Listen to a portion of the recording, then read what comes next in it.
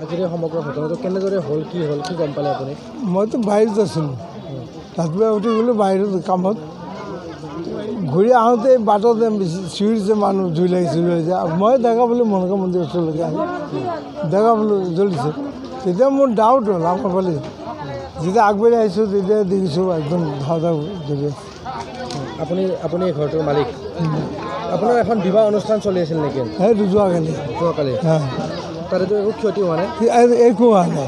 খালি কেইটা ঘৰ জ্বলিল ইয়াতে? এতিয়াতো টোটেল 8টা। কিমানমান সা সম্পত্তি লছ হৈছে বুলি ভাবে আপুনি?